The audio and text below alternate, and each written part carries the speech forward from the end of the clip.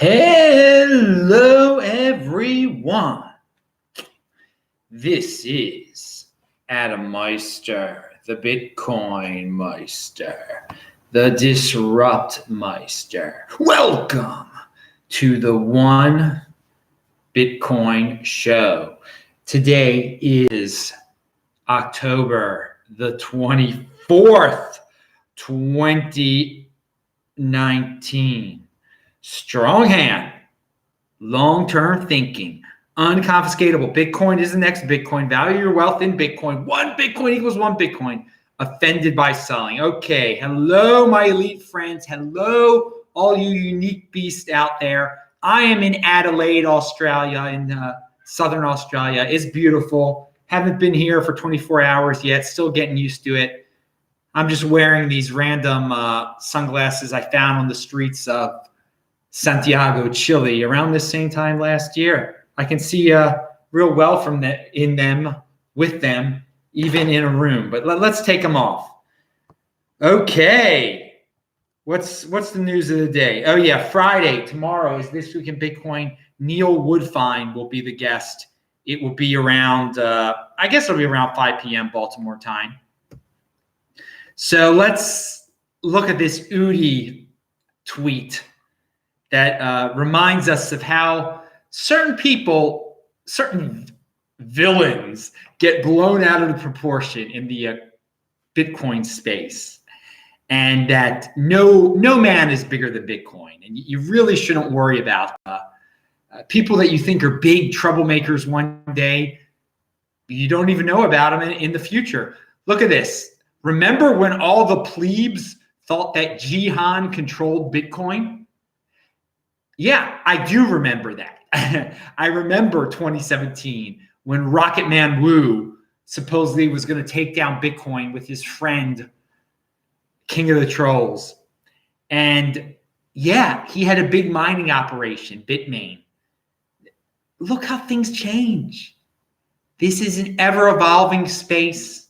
No entity can rock Bitcoin. And if you think one's about to destroy Bitcoin, it's not happening, because we've lived through it before. We've seen these big figures come and go.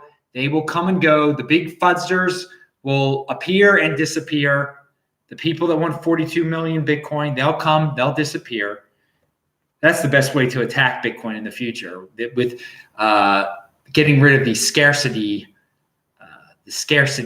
element of Bitcoin, the very important scarcity part of Bitcoin. And we're going to talk about that in a second. Again, we talked about that recently the other day. Yeah, how's my, all right, good. Just had to check that out. Pound that like button, people.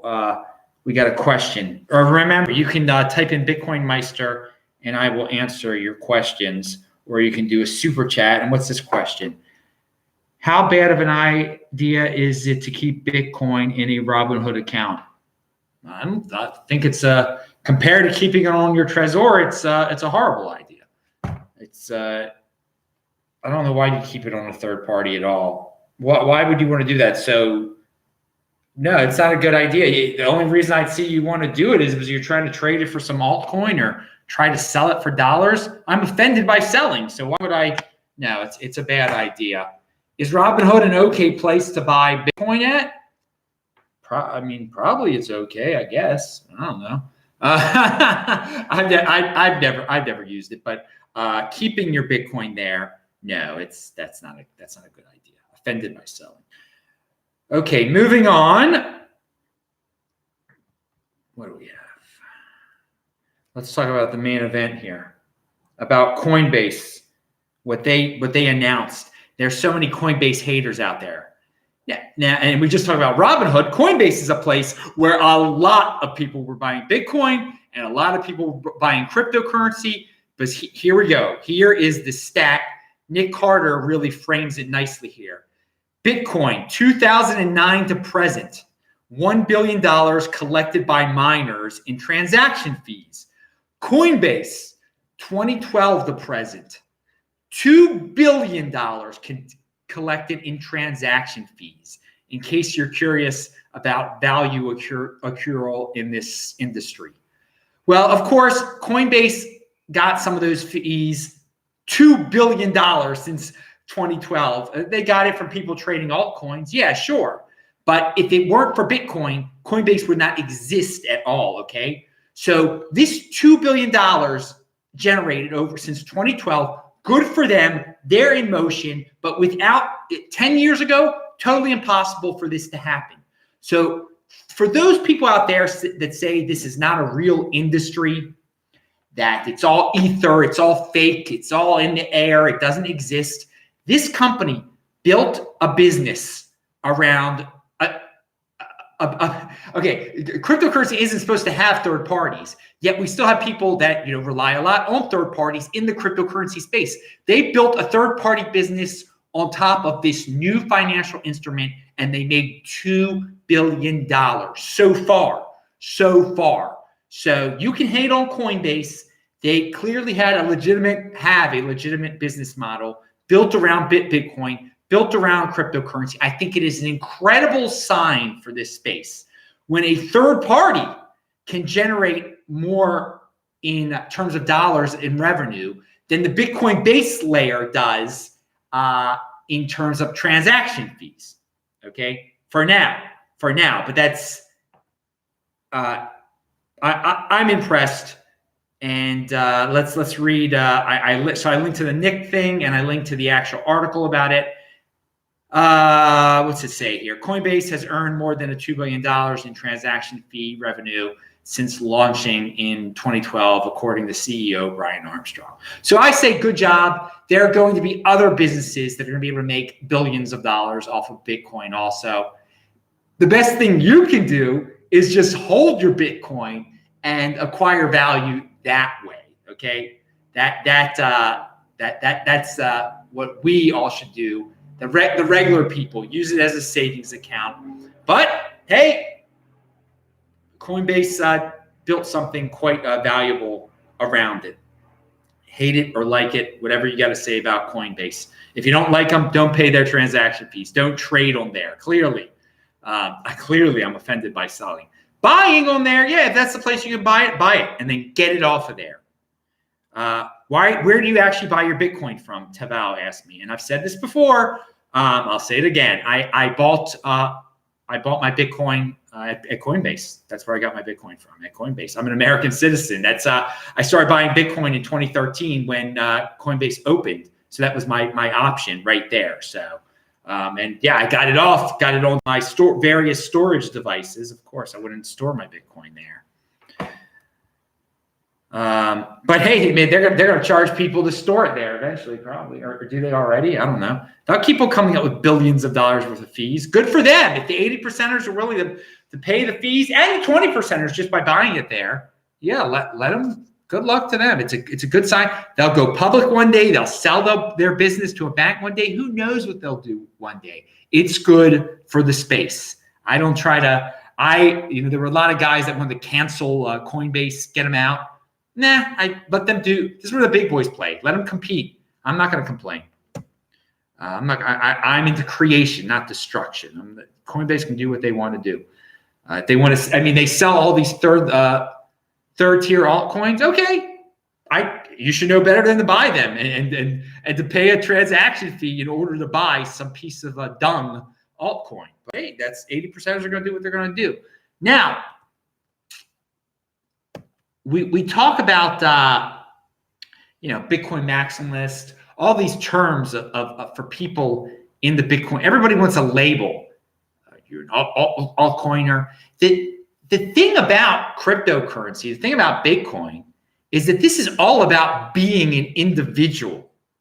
So we're just a bunch of individuals. We don't need to be put into classifications under Bitcoin. You're a Bitcoin maximalist, you're a semi-Bitcoin you're a Litecoin dude or whatever.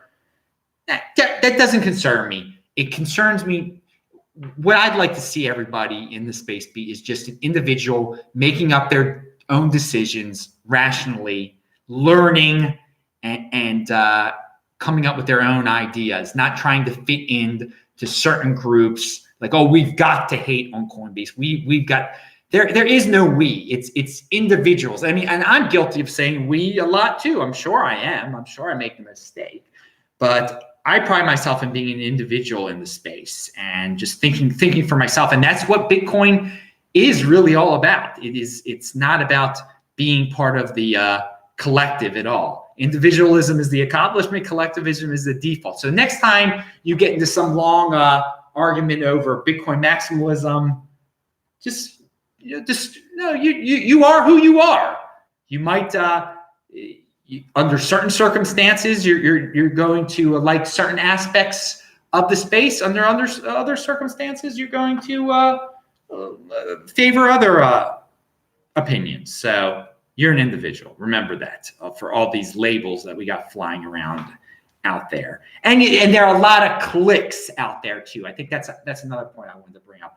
There are a lot of crypto cliques, and forming alliances with other people, but having friends and stuff, that's great. Bullying other people into other opinion, guilting people into their opinion, they can try that. That's where the big boys play. Don't fall into it. You're an individual. Don't be guilted. Don't feel the need to fall into a clique. A crypto click. Pound that like button. Nick Carter has another good tweet out there that sums up that sums up. Ooh, what do we got here? Hang on, we got questions here. When was the last time I bought Bitcoin? Was it 2016 or something? 2016 was the last time I paid for Bitcoin. Yeah, I mean, again, I was practicing what I was preaching. I was like, it's $600, it's $700. There might have been a little something in 2017, but no, with my fiat, I've said this before. I said after a Vinny Lingham article back in 2016, I really went all in, and I said, how many Bitcoin do I have? And this is what I tell people to this day: how many Bitcoin do I have to get to be a millionaire? And I bought that many. And then since then, of course, we've had so many crypto dividends. Why the heck would people keep giving me cryptocurrency for free? I mean, crypto dividends, that's interest on your Bitcoin that turns into Bitcoin. That's not going to Coinbase and using your fiat to buy a Bitcoin. That's the crypto dividend process. So why on earth, after a certain point, you don't need to buy Bitcoin anymore? You're getting them through the crypto dividend process. It's quite glorious. And again, people have been watching my show for a while. Some people are doing the same thing that I was doing. There are people who are watching my show for a while who are just like, oh, this doesn't seem real. I'm not going to buy it now. And they regret not buying it at 500 and 600 because the dudes who were buying it at 400, 500, 600, 700, 200, 300, they're the guys that are like, no, I haven't bought it for some time. There's no need for me to buy it. I mean, I'm set for life. I mean, there's no pound that like button. We've discussed this before. So anyway, because I haven't gotten the other key for all you newbies out there. I haven't bought Bitcoin since 2016, and I keep on getting more and more Bitcoin because of crypto dividends, but I've never gotten rid of a Bitcoin since then either, okay? I'm not some 80%er that's flipping it into fiat and playing ridiculous games with it. So that's why I can say I'm set for life because it's my savings account. It's your savings account. All right, my Trezor needs an update. Would you recommend updating and using my private key to recover my wallet or move my coins to a new Lightning wallet on an updated Trezor? Dude, if you properly update your Trezor, you don't need to enter in, you don't need to enter in your private key, your recovery seed. If something goes wrong, sometimes you need to enter in the recovery seed. What you got to do is, if you've already got two storage devices, that's an interesting question. If you got two storage devices and you fear the update so much, should you move your Bitcoin to the other storage device? You definitely should not move it to something that you do not control your private key under, okay? Never do that. If you have to, here's the thing, dude. When it asks you to enter in your recovery seed, you never do it through the keyboard, okay? If you know how to do that through the Trezor, just do the update. Make sure it's the real update, though. That's real important, too, of course. You really got it from the site. And again, never enter in your recovery seed through the computer with the Trezor, through the keyboard. You don't have to do that with a Trezor. That's the beauty of it. You can do it even with the first Trezor, say the whatever. There's the Model T and the Model 1, whatever. The earlier one also, yeah. Bitcoin Meister, have you thought about the Casa 3 of 5 multi-sig? No, I haven't thought about it. Why should I let them? No. I keep it simple with the Trezor, okay? That's all I need to do. And Casa is a third freaking party, man. I'm not down with the third parties. I don't need anybody else to control stuff for me. I'm an individual. I'm gonna control my private key. I'm gonna control my Bitcoin destiny. I'm not gonna mess around with the Casa.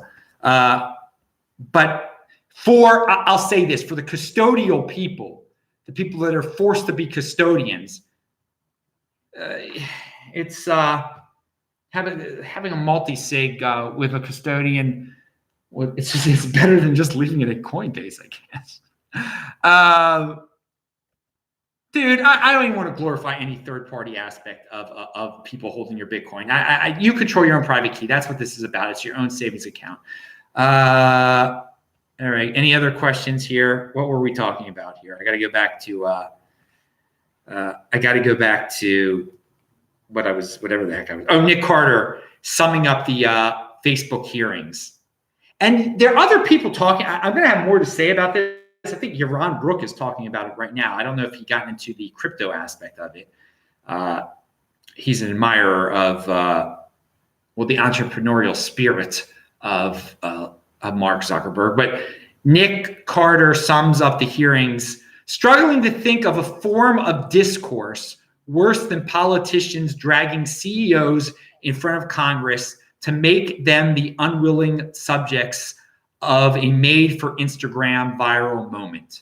Yeah, it really has devolved into that, hasn't it? It isn't. I'm struggling also to think of a better form of a worse form of discourse than politicians dragging CEOs in front of Congress to make them unwilling subjects of a made for Instagram viral moment. It's a setup for these politicians to make a very famous person look silly for 20 seconds so they can spread it to their constituents and get brownie points with their virtue signalers. It's pretty lame. It's really, he didn't learn anything from it. It was all, he had the script printed out beforehand. It really didn't accomplish anything productive, except boost the egos of these sociopathic politicians. And speaking of, Udi reminds us also, I didn't see this tweet the other day or yesterday, I should have mentioned this, but he says, wow, a scary red Bitcoin candle just as Zuck gets ready to testify on Libra. What an unexpected turn of events. And that's ironic, of course. We all here, we were talking about it the day before, such a scenario playing out, and Udi points out that right when he started testifying, magical drop in price, but it was to be expected, and it shouldn't have freaked anyone out at all. And here is Bitcoin over fiat. Says Bitcoin is the ultimate pension, increases the purchasing power over the long term, and can never be taken away on a whim by a corrupt corporation or government. Buy and hold. All right. Now, I love that. I love comparing it to the traditional pension system. So many people complain, oh, my company I worked for 40 years, they promised me this pension, now they're cutting it in half. That's the sad part about depending on a third party, dude. Make your own pension. Be an individual. Make Bitcoin your pension plan. It can't be confiscated like your pension plan from, I want to say a company in Baltimore. Give it a Baltimore spin. What's McCormick's or Bethlehem Steel? From Bethlehem Steel, I think their pensions got confiscated or something like that. No, Bitcoin is not Bethlehem Steel. Down that like button, thank God. It can't be taken away. Once you control your private key, it's not taken away from you. Sadly, there are so many steel workers who ever lost their pensions. And government pensions aren't guaranteed either. And they're based in fiat. They're based in fiat sometimes. Sometimes there's inflationary aspects to them where they'll raise it over a while. But no, you can't count on the government you can't count on that government promise at all. Don't count on government promises in terms of pension. Promise yourself your Bitcoin pension. You can rely on that.